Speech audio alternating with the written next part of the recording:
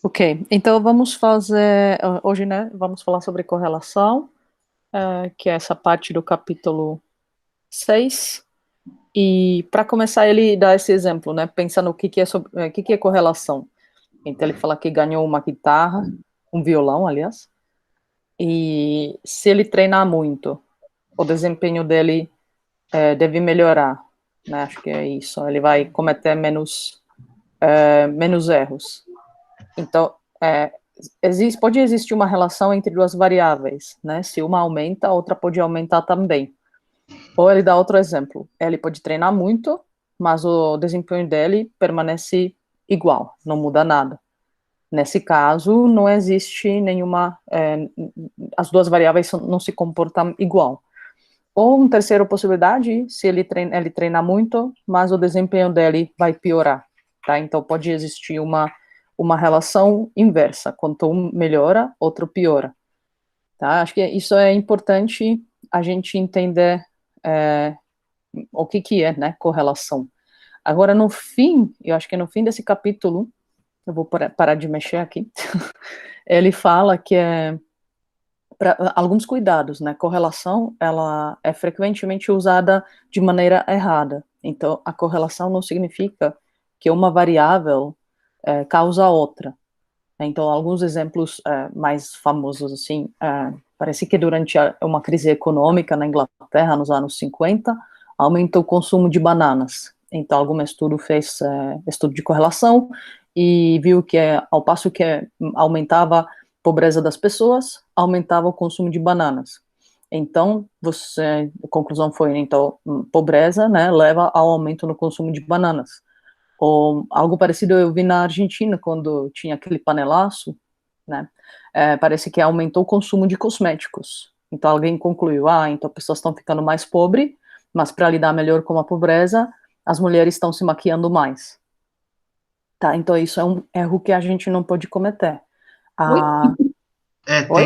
Tem um site, não tem, que chama, que é só correlação espúria. E aí eles fazem uns gráficos assim do tipo número de acidentes de helicóptero e número de filmes do Nicolas Cage, sabe? Uhum. E aí são Passa depois, é engraçado, né, ver essas correlações espúrias. muito divertido, é muito divertido. Uhum. Então, primeiro ponto super importante é a gente pensar que correlação não é causalidade, né? Se uma variável aumenta, a outra variável que aumenta não significa que ela aumentou por causa da primeira variável, ou seja, não existe nenhuma relação de causalidade, pode não existir relação de causalidade entre as variáveis. E aí, na mesma linha, vai o segundo ponto que ele coloca no fim do capítulo, que mesmo se tem correlação, a gente não sabe direção, tá? Então pode ser que existe uma relação entre as variáveis, tá? Mas a gente nunca vai falar isso, a gente nunca vai falar que há causalidade, porque não existe, a gente não sabe, mesmo se fosse causalidade, a gente não saberia dizer desse teste qual é a direção. Então, será que a pobreza causou aumento do consumo de maquiagem ou aumento de consumo na maquiagem causou aumento na pobreza? Né, o Nicolas Cage fazendo mais filmes, será que isso aumentou o número de acidentes de helicóptero? Ou o número de acidentes de helicóptero motivou o Nicolas Cage a fazer mais filmes? Tá? Parece meio absurdo, né? Mas é esses dois pontos que a gente precisa lembrar quando falamos da correlação. Não existe causalidade, pelo menos não na avaliação da correlação, não nesse teste, e mesmo se existisse, se a gente puder, né, de alguma maneira, de outra maneira, observar a causalidade, a gente, da correlação, não saberia dizer qual a direção, o que causa aumento no quê. Tudo bem? Sim, Pirilim. Tudo bem. A gente tem visto muito isso agora por causa do Covid, né? Porque toda hora eles estão lançando estudo, fazendo correlação, por exemplo, com vitamina D, com um monte de coisa. Uhum. E aí você fala, não, dá para ver que existe uma correlação, mas para você afirmar que tem uma relação de causa, precisa de um outro tipo de ensaio que determine com precisão se há uma relação de causa ou não, né? Uhum. Esse é um exemplo muito bom, porque quando eu escutei essa notícia, também logo pensei, né, qual é o problema de correlação? A gente não sabe se existe uma terceira ou quarta variável que efetivamente causa esse aumento, né? Então, por exemplo, vitamina D. Bom, pacientes que morreram de Covid ou tiveram sintomas graves mostraram baixo nível de vitamina, uma deficiência de vitamina D. Oba, temos correlação. Agora, quais outras variáveis podem estar envolvidas, né? As pessoas que morreram de Covid, quanto tempo elas estão em isolamento e longe do sol, né? Então, será que não é isolamento, a variável isolamento que causa deficiência na vitamina D? É bem isso que eu pensei. Então, é uma correlação, mas isso não significa que uma coisa leva a outra, né? Ou que até existe sequer alguma relação entre as duas variáveis, porque pode ter segunda, terceira, quarta, quinta variável, pode ser falta de sol, e genética, e não sei o que, e não sei o que. Então, é bem bom exemplo esse, bem atual. Um que eu vi, que no curso eles citam, tamanho do pé e número de cabelos brancos.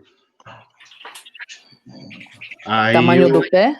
Pé de pé? tamanho, tamanho do pé, e número de cabelos brancos. Aí ele fala, se você for relacionar isso na população, você vai ter, né, uma correlação positiva, então, conforme vai tendo um aumento do número do pé, maior a quantidade de cabelo branco.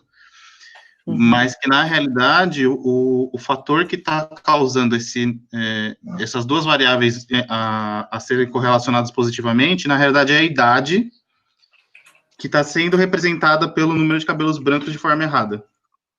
Uhum. Então, conforme você vai ficando mais velho, seu pé vai ficando maior. E conforme você vai ficando mais velho, você vai tendo mais cabelo branco. Sim, e isso acho que é também legal como exemplo, porque ele mostra que essa correlação causal, né, versus causalidade, ela pode existir até um certo ponto na idade.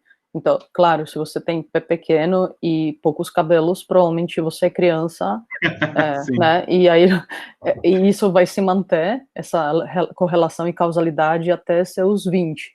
Depois, não tem mais, né? Depois, pode existir correlação, mas seu pé não cresce mais, mas seus cabelos vão ficando cada vez mais brancos. Então, o curso temporal, acho que aqui a questão a correlação também não diz nada sobre o curso temporal das variáveis. Ah, não, ela só fala do ponto como o dado estático, né? Uhum. Essa terceira variável, que pode ser, na verdade, aquilo que causa o efeito, tem um nome, não tem? Eu acho que eu já vi em algum lugar. Tem no capítulo. Caso a idade desse exemplo, né? Como é que é o nome?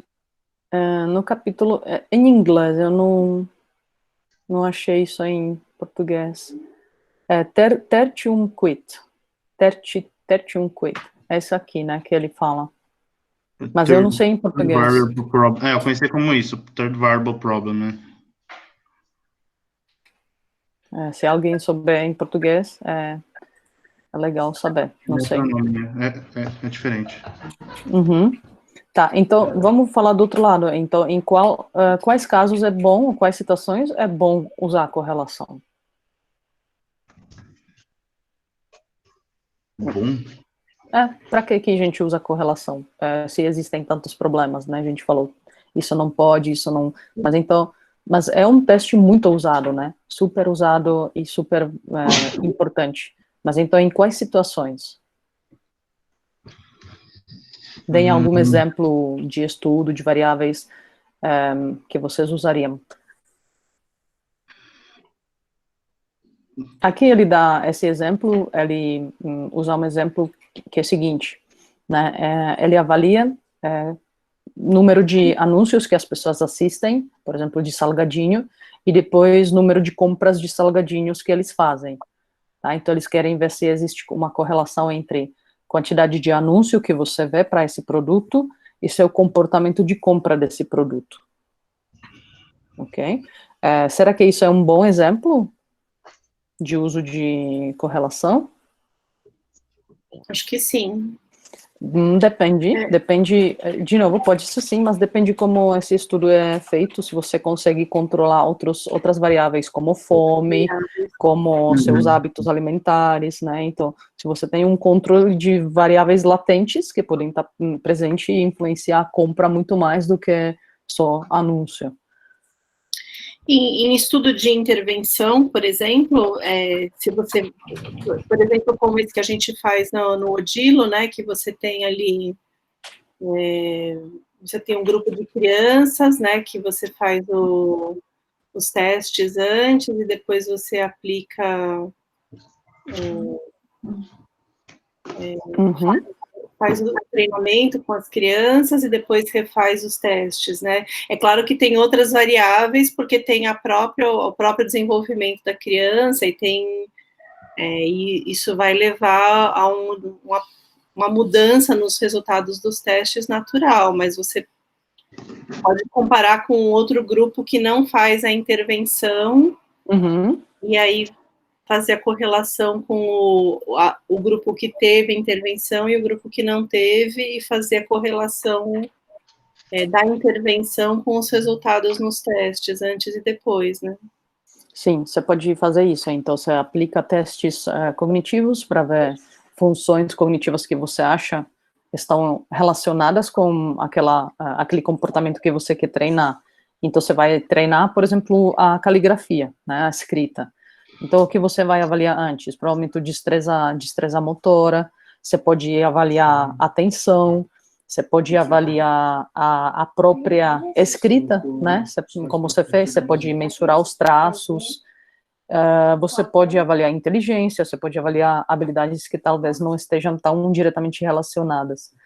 E aí você faz o treino, você faz então o treino, e aí você avalia de novo essas mesmas habilidades. O que seria esperado? Que aquelas habilidades que são relacionadas com esse comportamento, elas melhoram né, na mesma proporção, na proporção parecida, ou elas simplesmente melhoram em alguma proporção junto com a habilidade treinada. Então, o que deveria melhorar muito? Onde deveria ter a correlação máxima dessas funções que eu falei? Se o treino de escrita aqui é nas habilidades relacionadas com a escrita, provavelmente. Exato, isso. Então, os strokes, né, e todas as variáveis que você que você vai computar da caligrafia. Porque é isso que você treinou, certo? Agora... Mas me tira uma dúvida, porque talvez o jeito que você fez a pergunta me fez pensar um pouco. Você falou que tipo de dado, que tipo de informação é bom você rodar a correlação. Eu lembro de ter lido o capítulo e eu não lembro dele ter dito um exemplo onde não seja bom, sabe?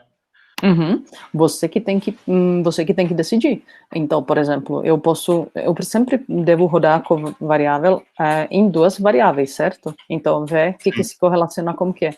Então, será que rodar a quantidade de strokes e inteligência para mim é informativo?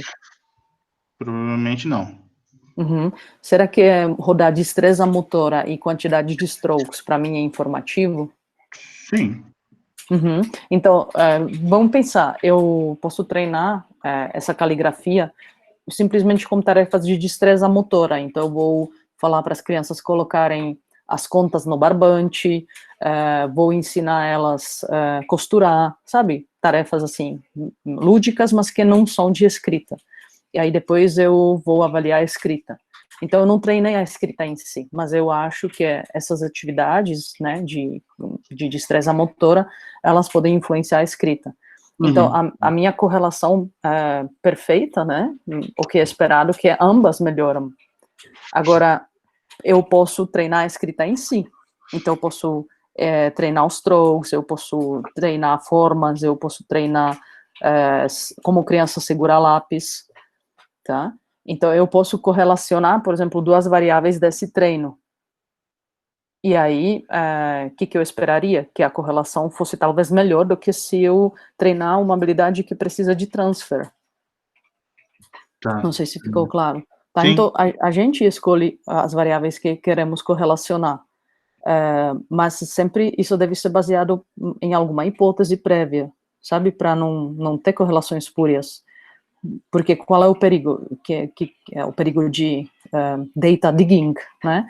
Quando a gente roda simplesmente correlação em tudo, então eu tenho 20 variáveis que eu coletei no meu estudo. Vamos ver se dá correlação. E a gente roda a correlação tudo com tudo. E aí depois observa, aqui deu, aqui tá bom, então vamos reportar tudo que deu. E Mas por quê? adapta a hipótese. Exato. Isso aí, vamos arrumar nossa hipótese por que deu. E aí a gente acaba nas bananas na Inglaterra, sabe? Sim, sim. Então, você deve pensar e fazer suas hipóteses e pensar o que você esperaria que se comportar igual ou contrário, né? Tá. Professora, eu queria falar também que uma coisa interessante quanto a essa coisa de correlação é que quanto menor você conseguir chegar, né, do geral para o menor, sempre facilita um pouco, né? Então, às vezes, para a gente, dependendo do que a gente vai avaliar, por exemplo, que a Karen citou o exemplo da criança, é sempre meio difícil as correlações que você vai fazer, porque as variáveis são sempre múltiplas. Mas agora, se você pensar, por exemplo, uma coisa mais fácil de você controlar, por exemplo, você vai fazer um exercício físico no braço e você quer ver se tem uma relação entre aumentar o músculo X, que já tem uma biomecânica conhecida, e você quer saber se é aumento de força ou de velocidade de fazer o movimento que aumenta o músculo. Então, você pega 2 grupos, coloca para fazer, mede massa antes e depois, faz vários testes, né? E depois vê. Aí você tenta fazer a correlação entre as variáveis e o aumento da massa. Aí você consegue diminuir, né? Mas acho que quanto mais a gente generaliza, sempre fica mais difícil, né? Isso é bom exemplo, porque é um exemplo claro, né? Como você falou, quando a gente fala da cognição, as coisas têm, por exemplo, as funções cognitivas, elas têm uma maior sobreposição, por exemplo, a capacidade de leitura pode se sobrepor com atenção. Se a criança não tem atenção, ela pode até saber ler, mas ela não vai ter um bom desempenho na leitura. Então, tem uma maior sobreposição entre as variáveis. Mas eu acho que mesmo assim a gente tem que pensar isso, né? E a gente pode pensar o desenho experimental para minimizar, para ter mais clareza sobre o que está melhorando o que, e se a correlação é válida entre duas variáveis. Então, até como o Karen falou, eu posso ter, por exemplo, no meu desenho, 2 grupos. Um vai ser treinado e outro vai ser treinado com algo que não está relacionado, né? Então, é um grupo de treino passivo. Na verdade, ele é um grupo ativo, mas ele não é treinado com, por exemplo, tarefa de interesse, ele é treinado com uma tarefa neutra. E aí eu deveria ter correlação entre entre as minhas variáveis de interesse no grupo experimental, mas não no grupo controle. Ou não deveria ser tão evidente, né? Porque as crianças melhoram por causa do tempo, elas estão amadurecendo, crescendo naturalmente. Mas se o treino de fato funciona, ele deve produzir efeito maior, e a correlação entre outras variáveis deve se manter, ou deve ser mais evidente. Então, eu posso ter depois a gente vai ver pelo coeficiente de correlação, eu posso ver qual é o efeito mesmo, né? Se ele é pequeno, muitas vezes a gente não reporta. Se ele é grande, aí existe, né? Isso indica de que essas duas variáveis, de fato, têm mesmo movimento.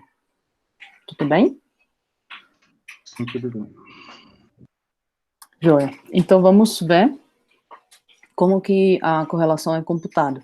Então, aqui, ele coloca essa fórmula, né? A correlação tem a ver com covariância, deixa eu ver aqui em português, isso, covariância.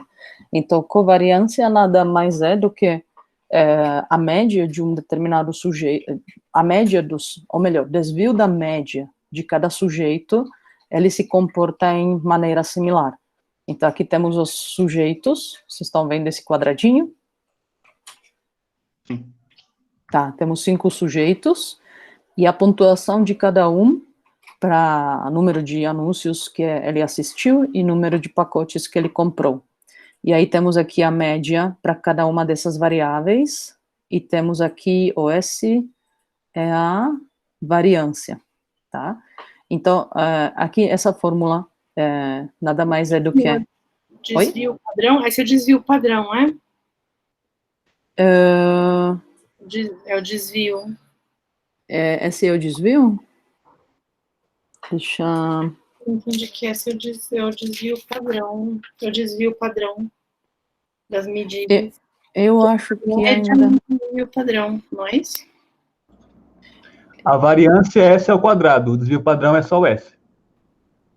Tá. Então é desvio padrão. Isso. E aí, símbolo da variância...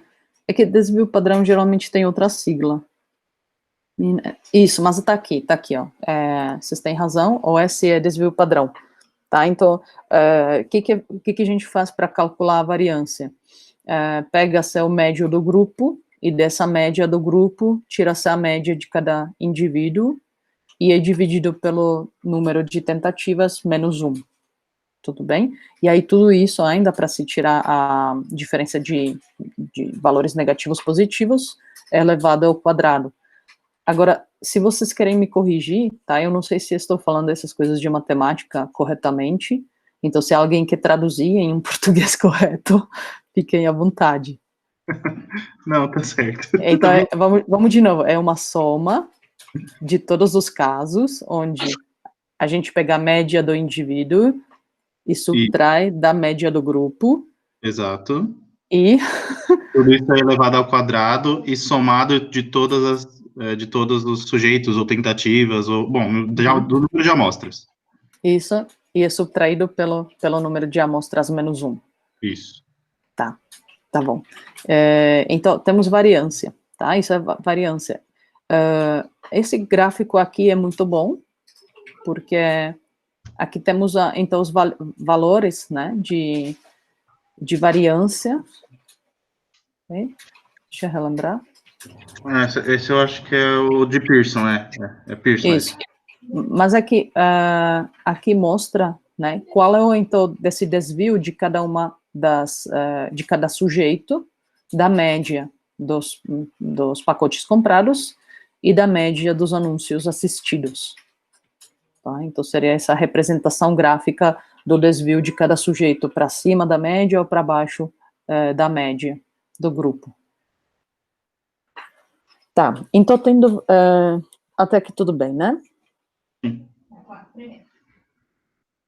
Então, quando temos uma variável, né, que se desvia de alguma maneira da sua média, a gente espera que a outra variável que está correlacionada, ela se desvia de uma maneira similar, tá? Então, justamente correlação entre as duas variáveis, quando ela é positiva, ambas as variáveis desviam de maneira similar das suas médias.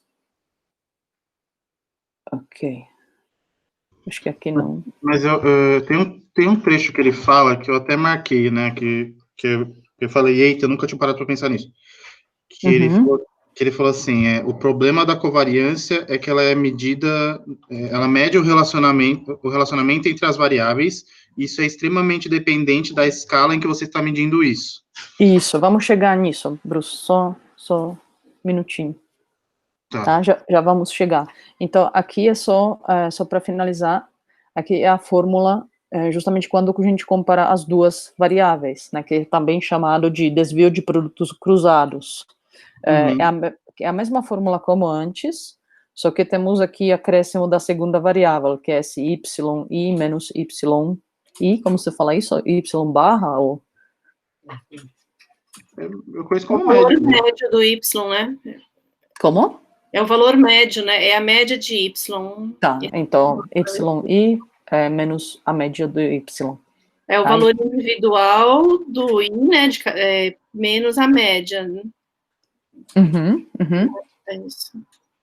Isso, então é a soma de valor médio de i menos a média do grupo da primeira variável, multiplicado pelo mesmo da segunda variável, e de novo dividido pelo número de casos menos 1.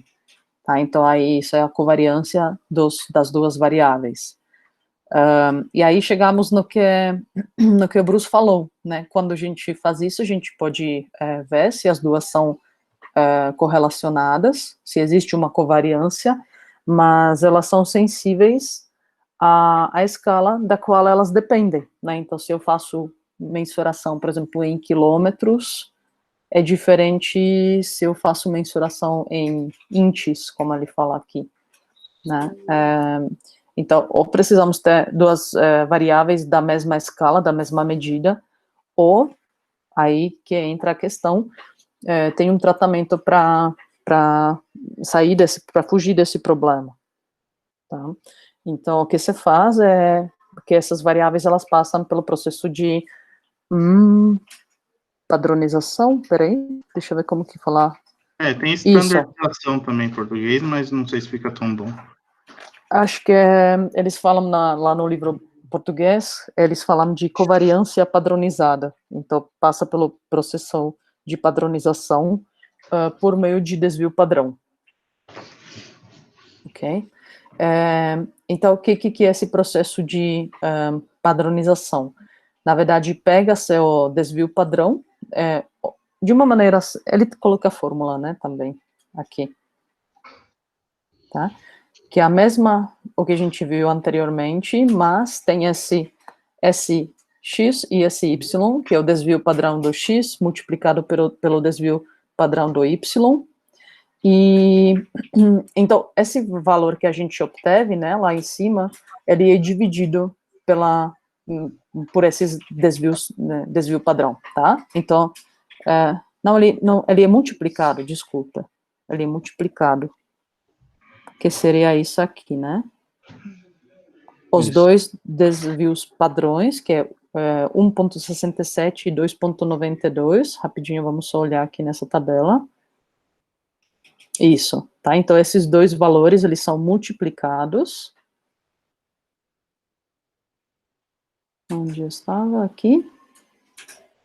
Isso, o que resulta em 4,88. E aí, depois, o valor de covariância das duas variáveis, que esse era 4,25, que era isso aqui, é dividido por esse múltiplo dos dois desvios aqui, tá? Então, dos dois desvios padrões. Dois desvios padrão. Desculpem. Tá? E aí temos, então temos esse, com isso obtivemos uma covariância padronizada, que é o R, e é isso que é chamado de correlação do Pearson, ou também coeficiente da correlação de Pearson. Até aí tudo bem? Sim. Tá. Sim. Aí tem também outro nome, que é produto momento, que ele indica alguma referência para a gente ler, por que se chama assim, obviamente eu não li, mas eu li algo muito interessante, que acho que estava no outro livro. Vocês sabem que o Pearson era um estatístico, né? Carl Pearson. E vocês também já sabem que é o Fisher. Então, acho que está escrito aqui. Não, mas não foi aqui. Que eles tretavam sem fim? Exato. Mas não foi finalzinho. Então, como que a estatística, né, não é chata, não era chata, mas parece que, sim, eles brigavam muito, e o Pearson, que era mais antigo, mais velho e mais poderoso, ele tinha sua própria revista que publicava a estatística. Tá. Parece que ele realmente gostava de publicar artigos contra Fisher, criticando as conclusões dele. Mas em algum momento chegou a oferecer o emprego para o Fisher e ele, todo orgulhoso, recusou. Então, acho que é uma história tipo novela interessante. Que é legal, né? A gente vê que a estatística pode ser isso também, é humana. A treta faz a ciência evoluir. Exato. Gosto mais do Pearson por isso. Isso. O trabalho de ciências cognitivas, que a gente tinha que achar uma treta. Procure uma treta entre teóricos. Por André. Da minha treta que eu achei.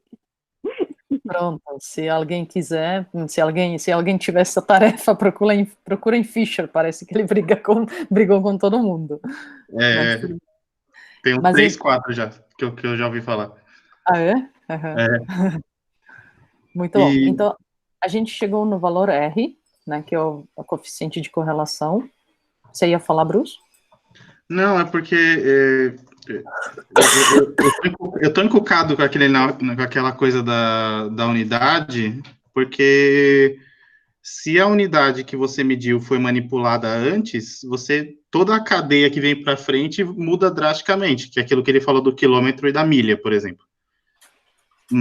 E aí eu tô pensando isso no nosso dia a dia, como poderia em aplicação, sabe? Porque as medidas que a gente tem, elas são muitas vezes arbitrárias, então eu vejo os caras, por exemplo, aquilo que para quem não sabe, eu trabalho com pupila, né? E pupila sai com um dado arbitrário do nosso eye tracker, por exemplo.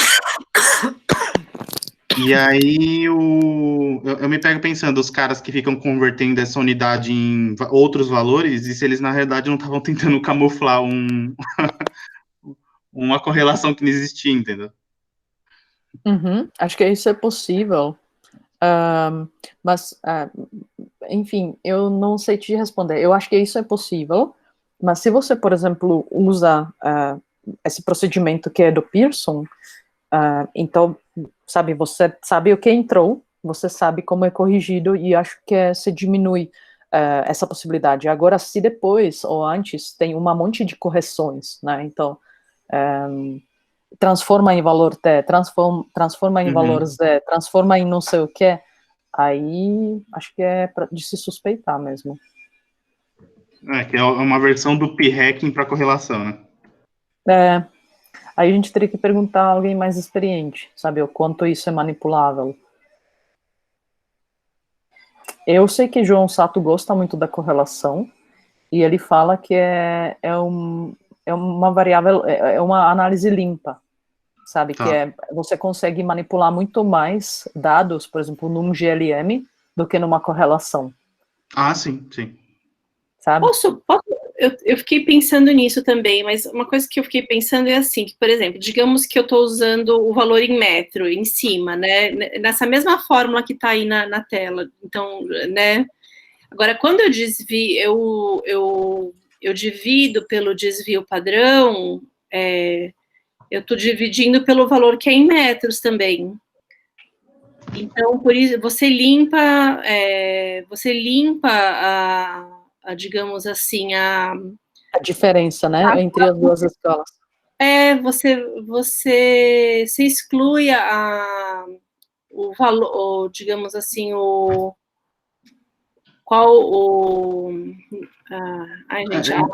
gente, eu entendo. Você teoricamente corrige para a variabilidade da própria escala. Você elimina a escala, você obtém um valor sem escala, né? Então, acho que por isso que ele usa essa solução, né?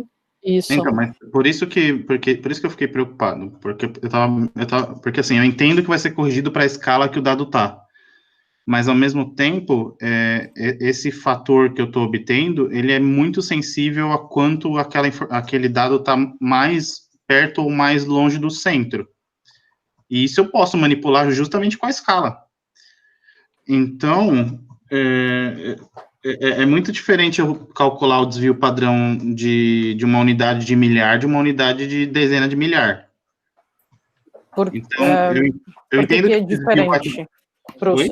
Por que é diferente se você, na verdade, vai trabalhar ao mesmo tempo com as duas escalas? Graficamente fica muito diferente.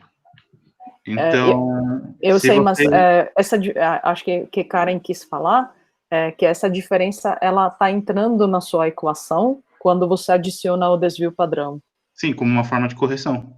Sim. Isso. Tá, então eu acredito, eu não sei, eu acho que podemos ir mais atrás, de repente buscar mais material para saber o quanto, de fato, é vulnerável, né, para manipulação, mas eu acho que nesse ponto está corrigido, a diferença nas escalas, ela está sendo corrigida, sabe? Uhum. É porque eu não lembro se foi um pouco antes ou um pouco depois desse trecho que ele fala da questão de, por exemplo, você fazer uma padronização dos próprios R's, né?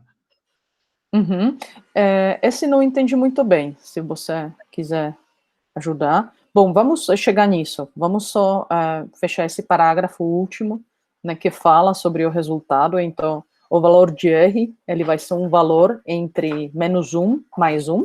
Quando eu destaco o texto, vocês estão vendo que está tudo em azul ou não? Sim. Ah, tá bom. Tá, então, o valor vai ser entre -1 e 1. O mais 1 significa que a correlação é positiva, ou seja, valores positivos significam que a correlação entre as duas variáveis é positiva, quando uma melhora, a outra também melhora, e os valores negativos significam que a correlação é negativa, então uma variável está subindo e outra variável está decrescendo, está diminuindo, então é uma correlação negativa. Acho que é isso, né? Eu não entendi essa parte que ele fala do efeito de 1, 3 ou 5. Tá. Como eu falei, o R, o valor de R, ele significa o tamanho do efeito, qual evidente né, essa correlação é. Então, tem alguns costumes ou algumas convenções, vamos dizer assim. Então, se, por exemplo, o R, ele está por volta de 0,1, né, é R pequeno. Ele significa que correlação é pequena. Porque o que acontece? Quando a gente roda teste de correlação, por exemplo, do Pearson, você vai obter tanto R, você vai ver qual é o coeficiente da correlação, mas você também pode ter o valor P de significância, se essa correlação é significativa. Então, você pode ter R, por exemplo, 0,3 ou 0,2, e o P dá significativo, pode ser significativo. Aí você fala, opa, bom, vou reportar. Mas quando você reporta, o revisor fala, mas seu R é baixo, seu efeito é baixo. Tá? Então, tem esses 3 números. Então, acima de 3, a correlação é de efeito médio, e acima de 5, a correlação é de efeito amplo, é um efeito bom. Então, se você tem um R que é igual a 0,6 e o P é significativo, é reportar. Ótimo, pode reportar, porque essa correlação é boa. Tá? Então, é isso. Agora não entendi, porque eu não tinha visto esse pontinho aí, é 0,1, 0,2, porque eu estava pensando, mas se ele vai de -1 até 1, o que tem a ver 1, 3 e 5? Mas agora eu entendi que era só esse detalhe. Sim, e ainda existe, por exemplo, dependendo da área, né, por exemplo, o que é 3 já é suficientemente bom para ser reportado. Então, por exemplo, na psicologia, sua correlação 0,3 com P significativo, você vai reportar, porque é muito difícil de você obter uma correlação muito boa, como humanos, nas medidas que a gente falou no começo. Agora, por exemplo, nas finanças, você provavelmente jamais reportaria um R abaixo do 0,5. Ok. Obrigada. E aí aqui um detalhe embaixo, que é onde ele fala sobre o símbolo, né, então R minúsculo é correlação, e R maiúsculo geralmente é regressão, só para a gente não se confundir. E ele também não sabe por quê, provavelmente é para confundir a gente, ele fala, né. Ele é bem legal, esse cara. Sim. Joia. Bom, agora chegamos nessa parte de conversão. Bruce, você quer falar sobre? Eu vou fingir que eu entendi. Tá. Não, assim, eu espero que eu tenha entendido direito. Mas, por exemplo, você pode ter variáveis do mesmo sujeito que tem R's diferentes, né, no caso. E aí isso é ligeiramente problemático quando você quer relacionar elas. Aí uma forma de corrigir para essa possível variação que não faz sentido é fazer a estandarização do próprio R, né, no caso. Então você, se eu entendi direito, calcula o R para cada um dos pontos, e aí você faz uma espécie de Z-score com base no R, não na medida bruta, né?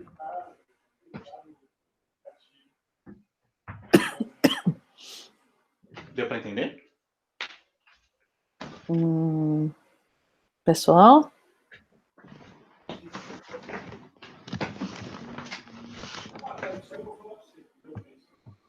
Alô? Oi? Oi? Tô Cês- pensando aqui. É mais ou menos o seguinte, se antes você fazia o Z-score com base na medida bruta, tipo o número de salgadinhos que o cara comprou, e aí você tem, porque, eu não sei se todo mundo conhece o Z-score, mas assim, o Z-score é baseado na curva normal, então você vai ter uma expectativa fixa do número de ocorrências dentro do centro da curva e nas pontas, né, que são eventos mais raros.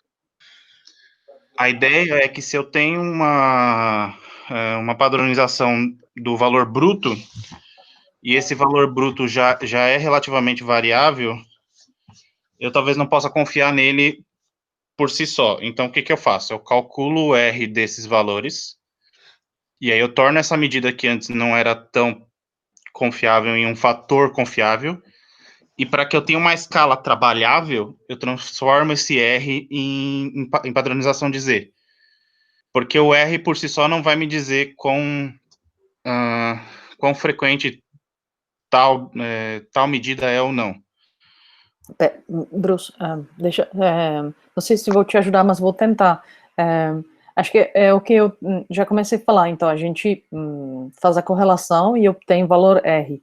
Mas o que ele fala nessa parte, que pesquisador também gosta de ver se esse R, se esse efeito é significativo, né? Se ele pode rejeitar ou aceitar a hipótese zero. Às vezes acontece que você não tem muita confiança no resultado, porque o R é pequeno e P deu significativo. Ou ao contrário, R é grande e o P não deu significativo. Tá? Então, o que ele sugere, isso pode ser problema de distribuição normal, e aí por isso ele sugere, em vez de você usar o score bruto, converter esse score em z-score, né? Esse dado bruto em z-score. Não, pelo que eu entendi, não. Não é um Z comum, é um Z do próprio R. Ah, ok. Então não é do dado bruto, é o Z do próprio... Não. Ah, ok. Uhum. Porque justamente se eu pego o Z do dado bruto, a minha escala de Z, a minha escala de normal vai ser baseada na escala do dado bruto. E aí, se ela é maior ou menor, você vai ter o encaixe do dado de uma forma diferente. Só que se eu convertir para R, e R ele tem uma medida já padronizada, a minha escala já segue essa padronização no próprio Z. Então, eu converto uma na outra para ficar mais fácil, no caso. Mas então, essa parte eu não cheguei, não entendi, também não me debrucei muito, mas como que ele converte esse R em ZR? Tá bem aí em cima. Tipo, você pega meio log de E mais um R menos um R. Aí você pega se antes eu tinha como é que é o nome como é que é a palavra? É desvio padrão? Não. Eu tenho o desvio padrão geral da amostra e eu uso ele para calcular o desvio para cada uma dos pontos, certo? Que é o que a gente fez lá em cima no gráfico só de correlação simples. Agora, eu calculo o desvio só de cada um desses pontos, e aí, a partir disso, eu faço o score Z. Se eu entendi direito. Aqui ele fala do erro padrão. Eu não sei como ele chegou nesse erro padrão. Ah, tá. Na verdade, ele pega só o número de amostras, menos 3. Por que menos 3? É o número de amostras, não? Número de amostragens menos 1, não é? Mas acho que número de amostras era 5. Variáveis, 2 variáveis. Não, é menos 2. Ele falou no parágrafo anterior, acho, inclusive. Porque eu lembro que ele menciona que é diferente do outro que você faz menos 1, nesse você fazia menos 2, por alguma razão.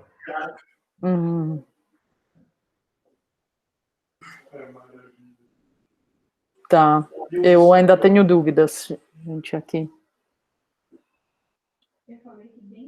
Mas acho que tá mais para baixo mesmo. Aqui? Baixa mais um pouquinho. Aí, ó. Aí, ó, N-2 degrees of freedom. Ah, ok.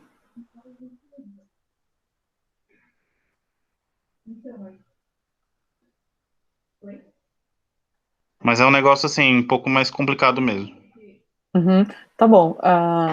Eu vou dar uma olhada, talvez Bruce me ajude, a gente volta nesse assunto semana que vem, tá bom? Porque que converte em N e como calcular a intervalo de confiança. O intervalo de confiança, tudo bem? Sim. Ah, não, pera, intervalo de confiança a gente não falou ainda. A gente vai entrar agora, teoricamente. Aham, sim, mas eu acho que não consigo explicar isso. Putz, tá. É porque tem que explicar erro padrão primeiro, para depois fazer o intervalo de confiança para fazer sentido. E eu não sei como. Não, tudo bem. Então vamos deixar essas duas partes para a semana que vem, pode ser? 6.33 e 6.34. Mas também, como todo mundo já leu, né? Eu já li, mas assim. É que eu não sei se. Eu acho que ele explicava antes isso. Ele explicava o que era erro padrão no capítulo 1, acho. 1 ou 2, não lembro agora. Então, se você só lê o parágrafo explicando, talvez não fique tão claro. Uhum. Tudo bem. Semana que vem eu explico. Tá bom? Mas é uma medida importante, porque, por exemplo, todos os testes no JASP e no Jamov soltam por padrão, esse standard error, né? Isso, erro padrão. Uhum. Erro padrão, ele não é sensível ao tamanho da amostra, se não me engano. Tem uma diferença entre desvio padrão e erro padrão, mas honestamente preciso rever essas coisas, não lembro. Tudo bem, pessoal? Oi. Esse tipo de desvio é bom para plotar coisa. Porque ele oscila menos, né? Isso. Uhum. Fica para semana que vem, 6.4 e 6.5. Isso, para a semana que vem a gente vai continuar, tá? Na verdade, o que é aqui acabou a parte teórica da correlação, e isso aqui a gente já discutiu, que é a questão da causalidade, né? Cuidado. E aí entramos no 6.4, que é exercício prático, né? Da correlação.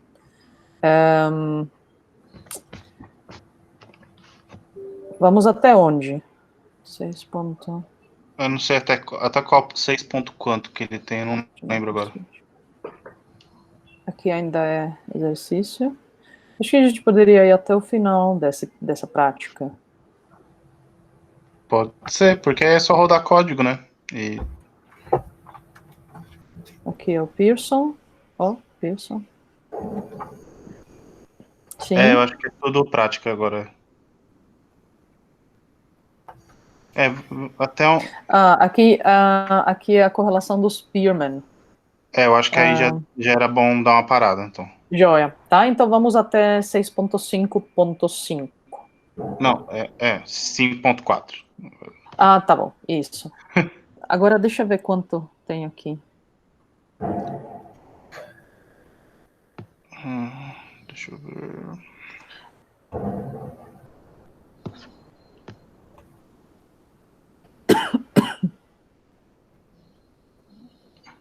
Não, isso aí que tá aí mais pra frente tem que rever parte teórica, não tem como. Ok, mas eu acho que Spearman dá para rodar junto. Vocês acham muita coisa? Se a gente finalizar o Pearson, que é só fazer a parte prática, e aí depois tem aqui um parágrafo que introduz o que é, qual a diferença do Spearman, do coeficiente do Spearman,